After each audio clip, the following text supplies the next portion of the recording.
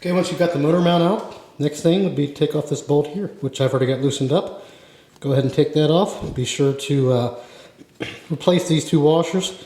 If they are, well, I'd replace them no matter what. I'm going to, even though these are pretty much brand new. There's one on the inside and one on the outside. So we'll go ahead and take this off and then move to the next step. We're almost there. Okay, the next step is move two head bolts in here. You've got these two bolts down here. This one you'll eventually have to take off. We're not going to take that off, but these two head bolts, those two head bolts inside of the head there, and then the other side you've got two head bolts right there. So we're going to go ahead and take those off, and then we'll be right back. Okay, once you've got all the bolts out, go ahead and gently lift up on the head. Just wiggle a little bit. Don't hit it with a hammer or a mallet. At least I personally wouldn't, not even a mallet. Just gently pull up here, and you can see it's coming out. So we're going to go ahead and get this all the way out. Take your time. It may take you 5 minutes. But we'll get this out and we'll be right back. Stay tuned. Even I forget some things sometimes. One thing you'll need to do is unhook the radiator. Not completely. Just take the bolts out of it, unhook the one hose, and move it off to the side in order to get the head out. Once you've loosened up this bolt here, go ahead and pull out the cylinder slowly.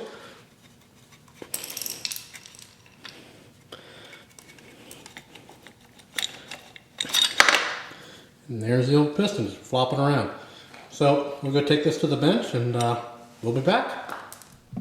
Before we go to the bench, we'll go ahead and take the piston out. There's a snap ring that you need to get out of there. I've already gotten that out. You just use a set of snap ring pliers. Be very careful not to drop that snap ring inside the case. Otherwise you could be splitting the case. That's another reason it's really a good idea to do this outside of the bike.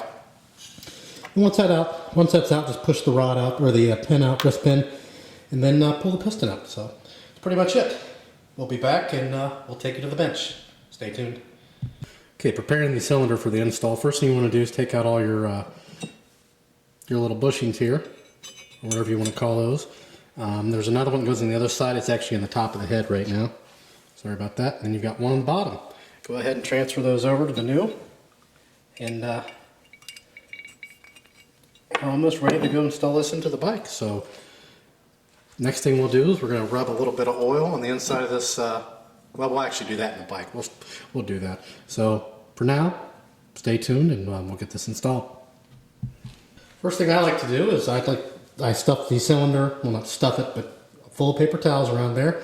That way when you put this little clip on, it won't fall on the motor. So once you've got a clip on one side, go ahead and slide it through and put the clip on the other side. We have not yet put the rings on yet, so I'm going to go ahead and put this in, and then we'll move on to the next step. So stay tuned.